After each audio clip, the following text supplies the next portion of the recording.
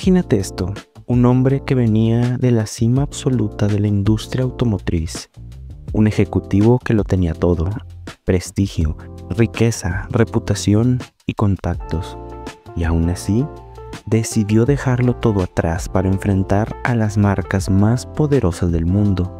Ese hombre era John Zachary DeLorean, y aunque su nombre hoy está ligado a un coche plateado de puertas alas de gaviota, su historia es mucho más compleja, ambiciosa y honestamente casi imposible de creer. La historia del DeLorean de MC-12 no empieza con el coche, sino con el ego, la visión y el carácter desafiante de un hombre que nunca aceptó un no como respuesta. John DeLorean era considerado el heredero natural a liderar General Motors en los años 60 y 70. Se volvió una especie de celebridad dentro del mundo automotriz. Traje perfecto, actitud rebelde, rodeado de gente influyente. No era el típico ejecutivo serio y silencioso, era carismático, social, extravagante. Lo peor para GM, impredecible. Fue responsable de autos legendarios, especialmente del Pontiac GTO, uno de los modelos que transformó por completo la industria estadounidense. John parecía destinado a lo más grande, pero su ambición siempre fue más grande que cualquier empresa para la que trabajara. Así que un día decidió dejarlo todo. Quería crear su propia marca, un fabricante independiente, algo casi imposible en una época dominada por gigantes. Pero él no buscaba solo competir, quería revolucionar. Quería crear su propia marca, un fabricante independiente, algo casi imposible en una época dominada por gigantes. Pero él no buscaba solo competir, quería revolucionar cómo se construían, vendían y comprendían los autos. Su visión era crear un coche futurista, elegante, seguro y distinto a todo lo existente. Esa visión se convertiría con el tiempo en el DMC-12. Lo primero que hizo fue fundar DeLorean Motor Company y su sueño empezó a tomar forma. El coche debía lucir como si viniera del futuro. Carrocería de acero inoxidable, puertas tipo ala de gaviota, líneas afiladas y un diseño imposible de confundir con otro vehículo. Para lograrlo contactó a Giorgetto Giugiaro, uno de los diseñadores más influyentes del planeta. El resultado fue un coche espectacularmente visual, algo que destacaría incluso estacionado en silencio. El DMC-12 tenía ese aire de exclusividad que hace que la gente mire dos veces. Pero la estética no era suficiente. John necesitaba demostrar que también podía construirlo. Y aquí empieza la parte complicada. Financiar un nuevo fabricante de autos es una tarea monumental. Grandes bancos dudaban, inversionistas no confiaban en un proyecto tan ambicioso, y la industria veía el plan como una fantasía cara. Aún así, DeLorean logró conseguir socios, inversionistas privados e incluso apoyo político para levantar una planta enorme. Era un avance gigante, pero también significaba que la expectativa ahora era gigantesca y no había margen para fallas. Mientras la fábrica crecía, el diseño del DMC-12 avanzaba en una mezcla de genialidad y caos, desarrollado por Colin Chapman, fundador de Lotus. Prometía un manejo ágil y moderno, pero el proyecto sufría retrasos, escándalos administrativos, costos que se disparaban y un personal que no tenía experiencia construyendo autos tan complejos. Aún así, el sueño continuaba. Cuando el DMC-12 finalmente tomó forma, era impresionante. Acero inoxidable con un brillo único, puertas que se abrían como alas, y una presencia que parecía sacada de una historia de ciencia ficción. Era un auto que llamaba la atención incluso antes de encenderlo, pero detrás del brillo había sombras, problemas técnicos, decisiones apresuradas, atrasos en la producción, un motor que no cumplía con la potencia que prometían y sobre todo Una presión tremenda por lanzar el producto lo más rápido posible. La industria esperaba el fracaso, la prensa olía sangre y DeLorean estaba hundiendo cantidades gigantescas de dinero tratando de sostener su sueño. En ese momento, el DMC-12 ya era una realidad, pero no una historia de éxito.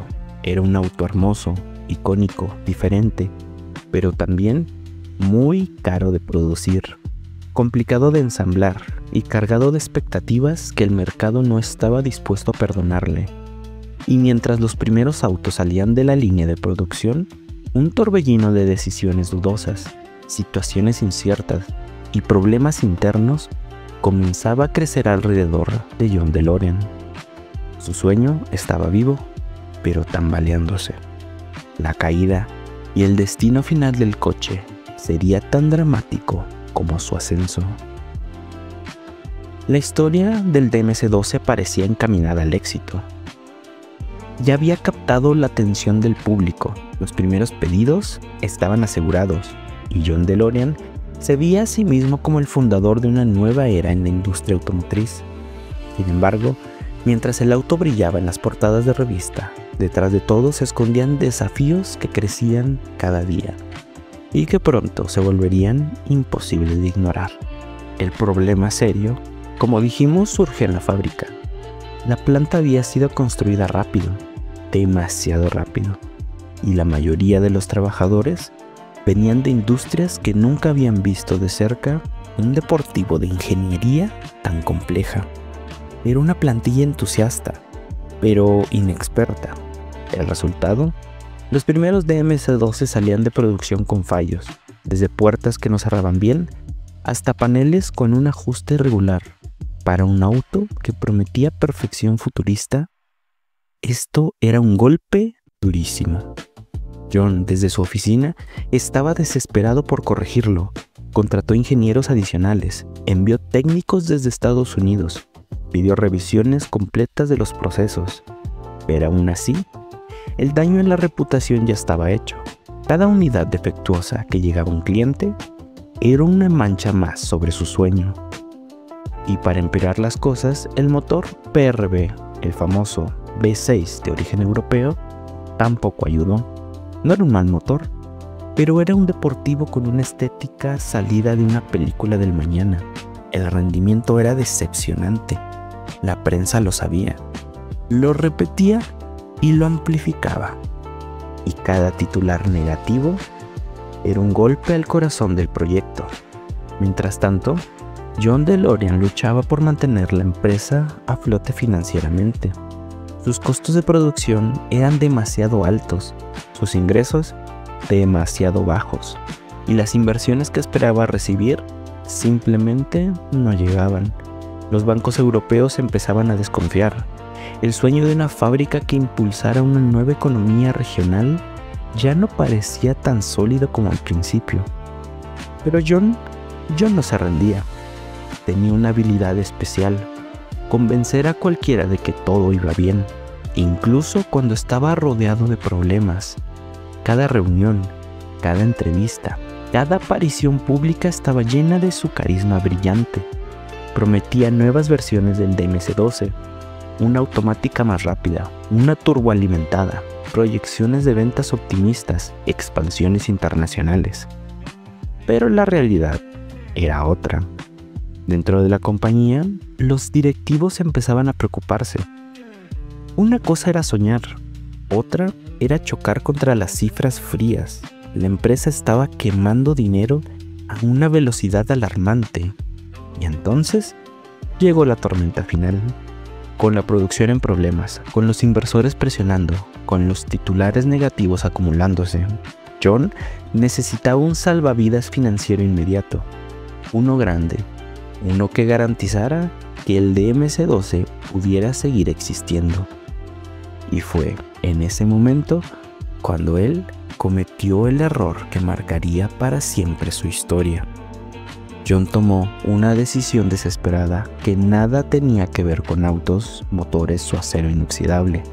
Una decisión que, si salía bien, salvaría su compañía, pero si salía mal, destruiría su reputación para siempre. No lo hizo por ambición, no lo hizo por supervivencia, por proteger el sueño que había construido con sus propias manos. Lo que ocurrió después, la caída pública, el escándalo internacional y el impacto que dejaría para siempre la industria automotriz, marcaría uno de los capítulos más inesperados de la historia del automóvil moderno.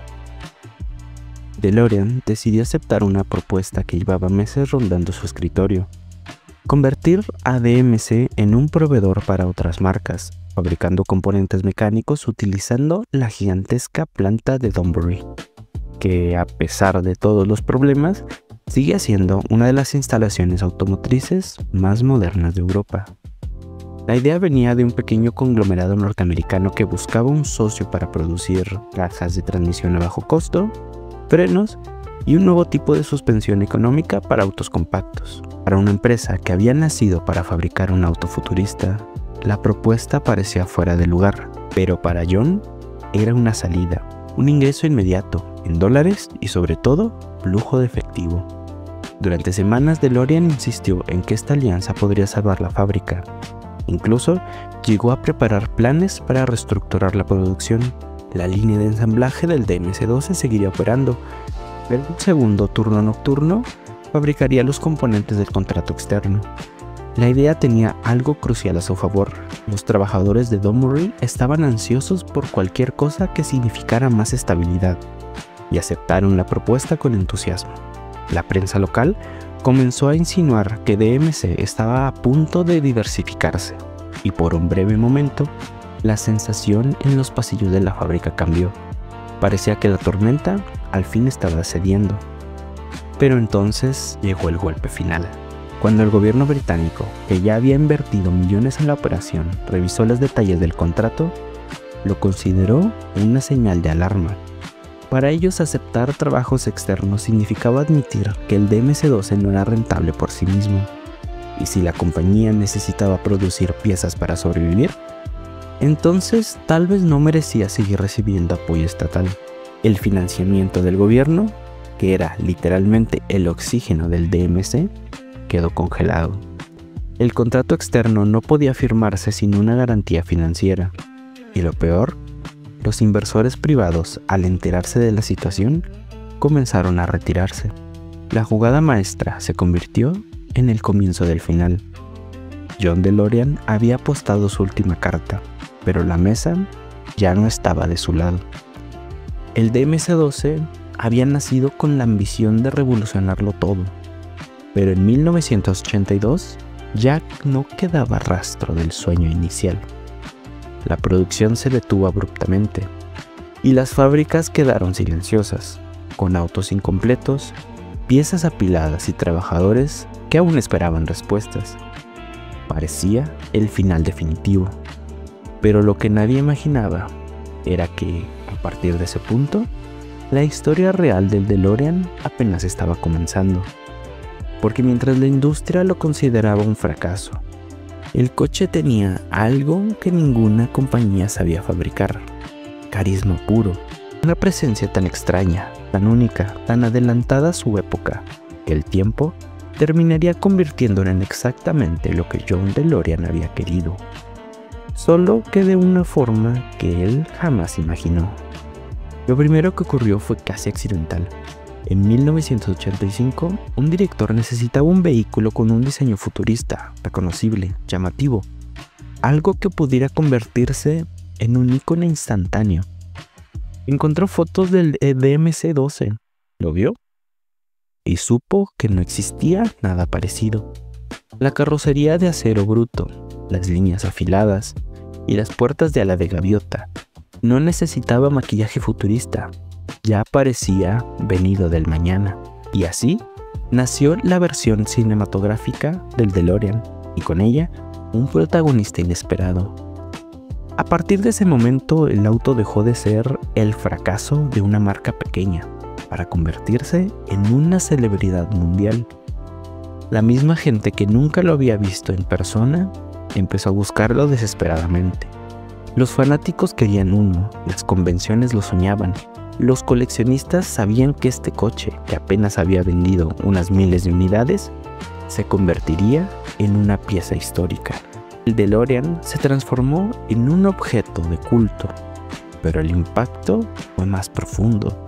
La comunidad de propietarios que había quedado desorientada tras el cierre de la empresa comenzó a organizarse. Crearon clubes, redes de intercambio de piezas, talleres especializados. Uno de los movimientos más importantes fue la aparición de empresas dedicadas a reconstruir, restaurar y mantener vivo al DMC-12, incluso décadas después de su desaparición. Muchas de ellas terminaron comprando los inventarios abandonados, miles de piezas originales, moldes y maquinaria que habían quedado olvidadas. Y gracias a eso, el DMC-12 no solo sobrevivió, sino que se mantuvo circulando. Y ahí empezó la parte más sorprendente, la resurrección. A principios de los 2000, una compañía con los derechos del nombre DeLorean Motor Company decidió hacer algo impensable: producir nuevos DMC-12 ensamblados a mano, usando piezas originales antiguas mezcladas con componentes modernos. Era casi como si el auto se negara a morir, como si estuviera destinado a volver una y otra vez. Mientras tanto, su valor en el mercado se disparó. Lo que en los 80 había sido un experimento fallido, en los 90 un recuerdo extraño. Ahora valía más que muchos deportivos modernos, y no solo por la nostalgia, sino porque el DMC-12 representaba algo que pocas máquinas logran: una historia imperfecta, un sueño roto y al mismo tiempo inmortal. Y conforme avanzaron los años, llegaron más homenajes, versiones eléctricas, modelos restaurados desde cero, conversiones oficiales y no oficiales, museos dedicados únicamente a este vehículo, incluso prototipos digitales y reinterpretaciones conceptuales aparecieron. La ironía más grande es que, al final, el DMC-12 sí cambió la industria del automóvil, pero no por tecnología, ni por ventas, ni siquiera por ingeniería. Lo hizo porque demostró que la pasión puede sobrevivir incluso cuando la empresa que la creó desaparece, que un auto puede fallar en todos los aspectos comerciales posibles y aún así convertirse en leyenda, que la cultura popular a veces es más poderosa que cualquier plan de negocio.